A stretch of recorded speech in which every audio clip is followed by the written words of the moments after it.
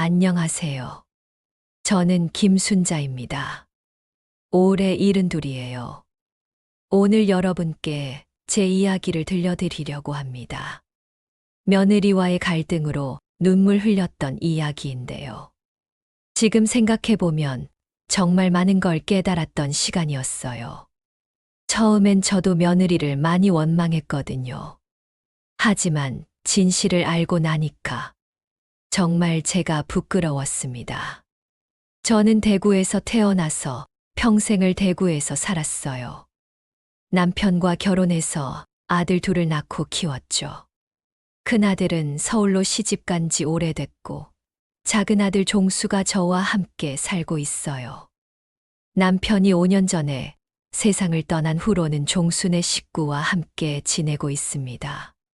종수는 회사에 다니고 있고, 며느리 정화는 집에서 살림하며 17살 소연이를 키우고 있어요. 우리 소연이는 고등학교 1학년인데 정말 예쁜 손녀예요.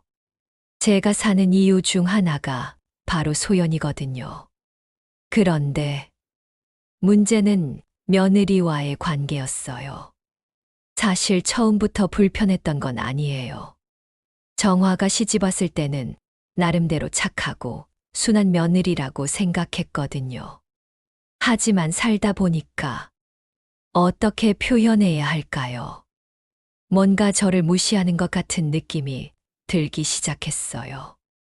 특히 밥상에서 시작된 일이었어요. 그날도 평소처럼 저녁 준비를 했어요.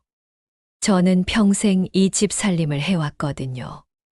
남편 살아있을 때부터 지금까지 거의 50년 가까이 이 집 밥을 차려왔어요.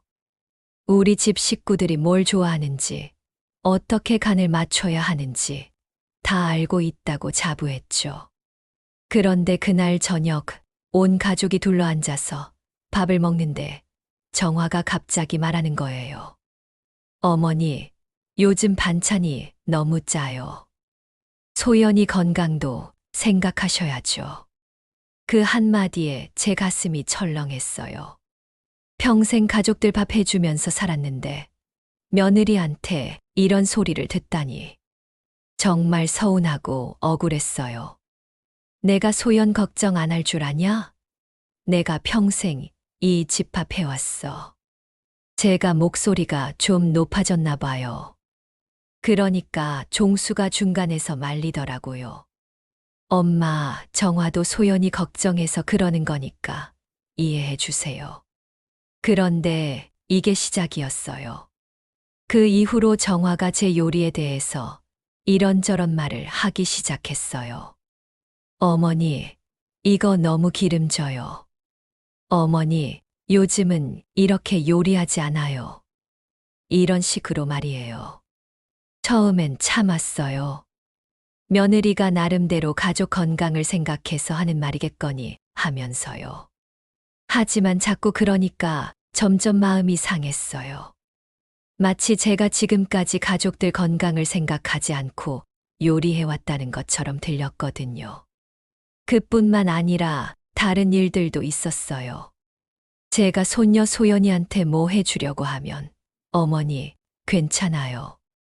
제가 할게요 하면서 가로막는 거예요. 예를 들어서 소연이가 학교 갔다 와서 배고프다고 하면 제가 뭔가 해주려고 하는데 정화가 소연아, 엄마가 해줄게 하면서 저를 밀어내는 것 같았어요. 점점 이 집에서 제 역할이 없어지는 것 같았어요. 마치 방해되는 존재가 된 것 같은 기분이었거든요. 그러던 어느 날 정말 충격적인 일이 있었어요. 시장에 장을 보러 갔는데 오랫동안 알고 지낸 이웃 김 여사를 만났어요. 평소에 안부 인사 정도 나누는 사이였는데 그날은 좀 이상했어요. 아, 순자 씨. 요즘 어떻게 지내세요? 그냥 그렇게 지내죠. 손녀 키우느라 바빠요. 그런데 김 여사가 좀 애매한 표정을 지으면서 말하는 거예요. 아, 순자 씨, 요즘 며느리 정화 씨가 집 살림 힘들다고 여기저기 하소연하던데요. 그 말을 듣는 순간 정말 머리가 하얗게 변하는 것 같았어요. 뭐라고 하던가요? 아, 그냥 시어머니랑 같이 사는 게 쉽지 않다고 그런 얘기 하시더라고요. 김 여사도 말하면서 좀 미안한 표정이었지만 저는 정말 충격이었어요. 제가 정화한테 짐이 되고 있다는 걸 동네 사람들이 다 안다는 거잖아요. 집으로 돌아오는 길에 눈물이 났어요. 내가 정말 이 집의 짐이 된 건가? 며느리가 나를 그렇게 생각하고 있었나? 그런 생각이 들면서 정말 서러웠어요. 집에 와서도 하루 종일 마음이 무거웠어요. 저녁 준비를 하면서도 내가 해도 되나? 정화가 또 뭐라고 하는 건 아닐까 하는 생각이 들었거든요. 그런데 진짜 큰 충격은 그날 밤에 있었어요. 종수가 퇴근해서 와서는 저를 따로 불러내더라고요. 엄마, 할 말이 있어요. 무슨 말인지 알 것 같아서 가슴이 뛰었어요. 그런데 정말로 제가 예상했던 말이 나왔어요. 엄마, 정화가 요즘 많이 힘들어해요. 혹시 잠시만이라도 큰형님네 집에 계시면 어떨까요? 그 말을 듣는 순간 정말 세상이 무너지는 것 같았어요. 제 아들이, 평생 키운 제 아들이 저한테 이런 말을 하다니. 종수야, 엄마가 그렇게 방해가 되냐? 아니에요, 엄마. 방해가 되는 건 아니고, 그냥 정화가 요즘 너무 스트레스를 많이 받아서요. 아들도 말하면서 좀 미안한 표정이었지만, 결국 며느리 편이구나 싶었어요. 그날 밤 잠을 못 잤어요. 내가 정말 서울 큰아들네로 가야 하나? 아니면 그냥 혼자 살아야 하나? 이런 생각들이 머릿속을 맴돌았어요. 다음 날부터는 정화를 보는 게 불편했어요. 말도 별로 안 했고 밥상에서도 서로 눈을 안 마주쳤어요. 집 안 분위기가 정말 차가워졌죠. 그런 날들이 며칠 지났을까요? 어느 날 소연이가 학교에서 늦게 들어왔어요. 평소보다 훨씬 늦은 시간이었거든요. 그런데 얼굴이 좀 어두워 보였어요. 소연아, 왜 이렇게 늦었어? 그냥 친구들이랑 있다가 왔어요. 대답은 했지만 뭔가 이상했어요. 평소 밝던 소연이가 아니었거든요. 저녁 시간에도 소연이가 밥을 거의 안 먹었어요. 배 안 고파요 하면서 방으로 들어가더라고요. 그때 정화가 따라가면서 소연아, 괜찮아? 하고 묻는 걸 들었어요. 그런데 이상하게도 정화도 요즘 얼굴이 좀 어두워 보였어요. 예전같이 저한테 이런저런 말도 안 하고 그냥 조용히 지내는 거예요. 뭔가 이상하다 싶었어요. 며칠 후 우연히 소연이 방 청소를 해주러 들어갔다가 책상 위에 휴대폰이 놓여 있는 걸 봤어요. 평소 같으면 그냥 지나쳤을 텐데 그날은 왜인지 화면을 보게 됐어요. 카카오톡 메시지가 와 있었는데 보는 순간 깜짝 놀랐어요. 소연아, 내일 또 도시락 가져와. 우리가 다 먹어줄게, 크크. 소연이 도시락 진짜 맛있어. 엄마가 해준 거야? 이런 내용들이었어요. 도시락을 왜 친구들이 먹지? 이상해서 위로 올려보니까 더 충격적인 내용들이 있었어요. 소연아, 돈 또 빌려줄 수 있어? 다음 주에 꼭 갚을게. 야, 소연아. 너 요즘 왜 이렇게 조용해? 재미없어. 그리고 소연이가 보낸 메시지들을 보니까 언니들, 저 이제 정말 힘들어요. 집에서도 할머니랑 엄마가 싸우고 돈은 용돈에서 드릴게요. 조금만 기다려 주세요. 메시지를 보면서 가슴이 철렁했어요. 우리 소연이가 학교에서 따돌림을 당하고 있었던 거예요. 아니, 정확히는 이용당하고 있었던 거죠. 친구들이 소연이 도시락을 빼앗아 먹고 돈도 빌려간다고 하면서 갚지 않고 소연이는 그냥 당하고만 있었던 거예요. 그 순간 모든 게 이해됐어요. 왜 소연이가 요즘 밥을 잘 안 먹는지, 왜 늦게 들어오는지, 학교에서 도시락을 못 먹으니까 집에 와서도 밥맛이 없었던 거고, 친구들 때문에 스트레스 받으니까 집에서도 조용했던 거죠. 그리고 정화. 우리 며느리가 왜 그렇게 예민했는지도 알 것 같았어요. 그날 저녁 정화가 설거지하는 걸 도와주면서 조심스럽게 물어봤어요. 정화야, 소연이가 요즘 좀 이상하지 않냐? 정화가 깜짝 놀라면서 저를 쳐다봤어요. 어머니가 왜 그렇게 생각하세요? 그냥 밥도 잘 안 먹고 얼굴도 어둡고. 그러자 정화 눈에 눈물이 고이기 시작했어요. 어머니, 사실은 그렇게 정화가 털어놓기 시작했어요. 소연이가 한 달 전부터 학교에서 따돌림을 당하고 있다는 걸 알게 됐다고. 선생님한테 연락이 와서 알게 됐는데, 그때부터 매일 학교에 가서 상담받고 있다고. 어머니, 정말 죄송해요. 제가 너무 신경질적이었죠. 소연이 일 때문에 머리가 너무 복잡해서. 그제서야 알았어요. 정화가 저한테 짜증냈던 것도, 반찬이 짜다고 했던 것도 다 소연이 때문이었던 거예요. 스트레스를 어디에 풀 데가 없으니까 저한테 화풀이를 했던 거였죠. 그럼 반찬이 짜다고 한 것도 소연이가 요즘 밥을 잘 안 먹으니까 입맛을 돋워주려고 했는데 어머니 요리가 문제가 아니라 소연이가 스트레스 때문에 식욕이 없었던 거예요. 근데 제가 그걸 어머니께 화풀이한 거죠. 정화가 계속 울면서 말했어요. 어머니, 정말 죄송해요. 동네 사람들한테 하소연한 것도 제가 너무 답답해서 그랬어요. 어머니가 문제가 아니라 제가 어떻게 해야 할지 몰라서. 그 말을 듣는 순간 제 마음도 무너졌어요. 내가 며느리를 얼마나 오해하고 있었나 싶어서. 정화야, 왜 진작 말하지 않았어?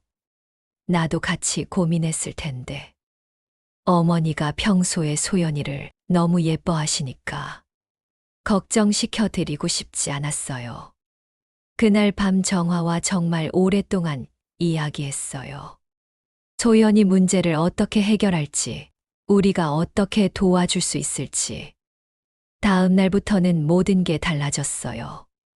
우선 소연이와 진솔한 대화를 했어요. 할머니로서 그리고 가족으로서 소연이가 어떤 상황인지 정확히 알고 싶었거든요. 소연아, 할머니가 다 알고 있어. 학교에서 힘든 일 있지? 처음엔 소연이가 숨기려고 했지만 결국 다 털어놨어요. 친구들이 도시락을 빼앗아 먹고 돈을 빌려간다고 하면서 갚지 않고 자기를 놀린다고. 할머니, 저는 어떻게 해야 해요? 그 애들이 무서워요. 소연이가 울면서 말할 때 제 마음도 같이 아팠어요. 소연아, 이제는 할머니랑 엄마가 다 같이 해결해보자. 그때부터 우리 가족이 정말 하나가 됐어요. 정화와 저는 매일 학교에 가서 담임 선생님과 상담했어요. 그 애들 부모들과도 만나서 이야기하고. 쉽지 않았지만 포기하지 않았어요. 그리고 소연이에게는 자신감을 심어주려고 노력했어요. 너는 잘못한 게 없어. 당당하게 행동해 하면서 매일 응원해줬죠. 한 달 정도 지나니까 상황이 많이 나아졌어요. 그 아이들도 반성하게 되고 소연이도 다시 밝아지기 시작했어요. 무엇보다 정화와의 관계가 완전히 달라졌어요. 어머니, 정말 고마워요. 어머니가 아니었으면 소연이 문제를 혼자 해결하려고 했을 거예요. 무슨 소리야. 우리가 가족이잖아. 이제는 정화가 제 요리에 대해서 뭐라고 안 해요. 오히려 어머니, 요리가 최고예요. 하면서 칭찬해 주죠. 그리고 소연이 일도 같이 상의하면서 해결하고 있어요. 종수도 그때 일을 정말 미안해 했어요. 엄마, 제가 정말 잘못 생각했네요. 정화가 스트레스 받는다고 해서 엄마를 서울로 보내려고 했는데, 엄마가 있어서 우리 가족이 더 단단해진 것 같아요. 지금 생각해보면 그때 갈등이 있었기 때문에 우리 가족이 더 가까워진 것 같아요. 서로 오해하고 있었던 부분들을 다 털어내고 나니까 진짜 가족이 된 느낌이었거든요. 요즘 소연이는 다시 예전처럼 밝아졌어요. 학교에서도 새로운 친구들을 사귀었고, 집에서도 할머니한테 이런저런 얘기를 다 해줘요.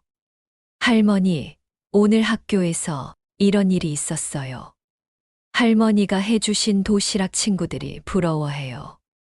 이런 말을 들을 때마다 정말 행복해요. 그리고 정화.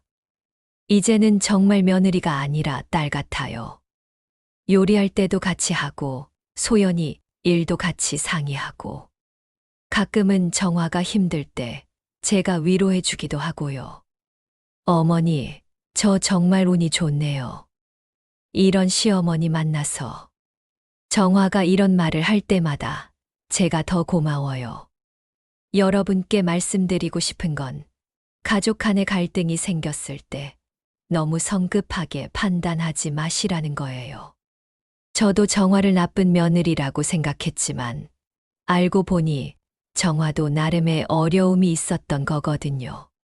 그리고 또 하나, 나이가 들었다고 해서 짐이 되는 게 아니라는 거예요. 오히려 우리의 경험과 지혜가 가족들에게 큰 힘이 될 수 있어요.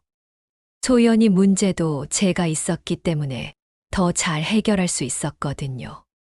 지금 저는 정말 행복해요. 가족들과 함께 있을 수 있고, 손녀 키우는 재미도 있고, 무엇보다 며느리와의 관계가 좋아져서 집안 분위기가 정말 화목해졌어요. 혹시 여러분 중에서도 며느리나 시어머니와 갈등이 있으신 분들 계시면 한번 진솔하게 대화해 보세요. 서로 오해하고 있는 부분이 있을 수도 있거든요. 그리고 가족이라는 게 결국 서로 이해하고 도우며 살아가는 거라는 걸 깨달았어요. 저는 김순자입니다. 오늘 제 이야기 들어주셔서 정말 고맙습니다. 여러분의 가정에도 항상 평안과 행복이 함께 하시길 바라며 이만 마치겠습니다.